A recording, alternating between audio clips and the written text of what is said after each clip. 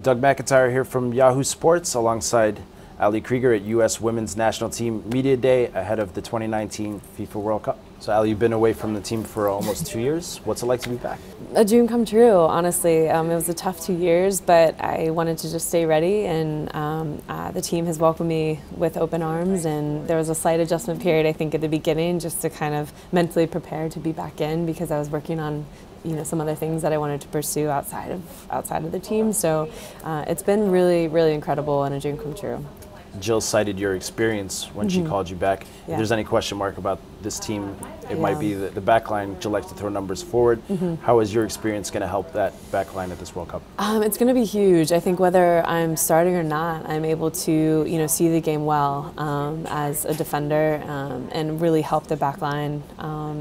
Whenever we need any adjustments or any if we're having trouble with any other opponents, I think it's really important for all of us to have that good communication, because we're constantly watching. I'm constantly watching the back line, whether I'm playing or not. So it's really important to kind of have that experience. And I know everyone in the back line and all the defenders are really open with each other and really communicative. So I think that really helps, and it's going to help us during the tournament. But experience is huge, and having that experience just builds confidence and motivation to want to win. You announced your engagement to Ashlyn Harris earlier this year. Congratulations. Thank you. What's it like being engaged to your World Cup teammate? Yeah, it's actually amazing, because it's really tough, our job, and we don't get a lot of time just to rest and relax. So it's enjoyable, or to even see our partners and spouses. So I know that I take full advantage of that, because we're here, we're sharing every day together. So obviously there's moments where it gets tough and you might need some time away, but it's really enjoyable to share this incredible experience with your partner, and having them understand where you're coming from and seeing it firsthand is pretty great. We obviously are here to do our job and do it well, so I think that we keep it very professional, but on the other hand, it's really nice to be able to kind of share these moments and really talk about everything that happens day to day with this team. All the focus is on France, obviously, in the World Cup.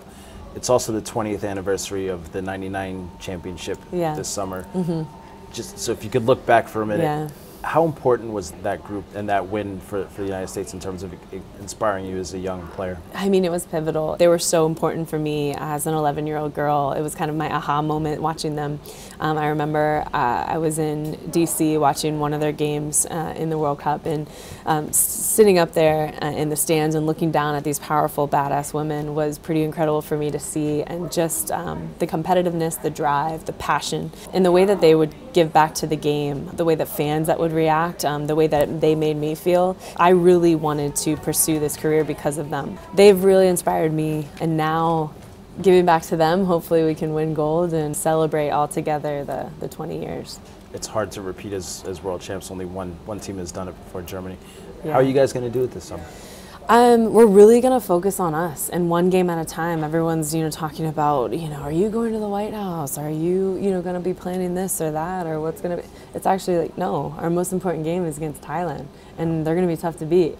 And I think we have to take one game at a time and really focus on us, and it'll be nice to kind of get there and kind of get into our bubble, which is what is really healthy for all of us, and kind of take all the outside noise and really focus in on what we're going to do, how we're going to prepare our structure, our technical and tactical plans. I think that's going to be really, really important for us to finally come together in France and really start that process of focusing in on that first game. One of the potential off-field distractions is a lawsuit that your teammates are filing against the U.S. Soccer Federation, yet you still have a World Cup to go and play.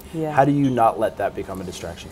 Because we have to just focus on the task at hand. Honestly, we're fighting for all these things, which is really great and grand, but at the end of the day, we're here to win, and that is the expectation, and that's the expectation for every game, every tournament. And I think it's really important to stay the course and really focus on that, and then that will help the fight later, I think, and play to our advantage. So as long as we get our job done like we're supposed to and why we're here, then we can focus in on other things, affecting maybe after the tournament. As much as you're concentrating on your team, who do you see as your biggest challenger for the title? I think not only I really think ourselves. I I obviously want to say a few other teams, but I think if we don't focus in on what we're good at and what we can achieve, I think that's really going to hinder us. So as long as we stay focused on why we're there and what we're good at and making our teammates look good and really having a good mentality towards every single game and understanding, how to break teams down, and, just understanding certain opponents and kind of making sure that we take care of those opponents and not having them break us down, that's going to be key. So I think we're, need to really focus on ourselves but the other teams, I think, obviously France, their men's team won last year. They have separate motivation. They're in their home country. There's going to be fans screaming and yelling and cheering for them. That's going to be hard to, compete with and play in front of, because I know we had that playing in Canada last World Cup, which was so enjoyable. It felt like we were playing at home. So you have France, you have Australia, you have Brazil, obviously, you have England even, you have Germany, who's, obviously proven that they, deserve to be there, and you're playing with the best of the best. So it's obviously the top 5-10 teams who are going to be great competition. And then, we just have to focus on us, because I think that could be really difficult, if we don't hone in on what we're good at. Well, we certainly wish you the best of luck. Thank you. Thank you, so Ellie. much. Appreciate it. Thank you.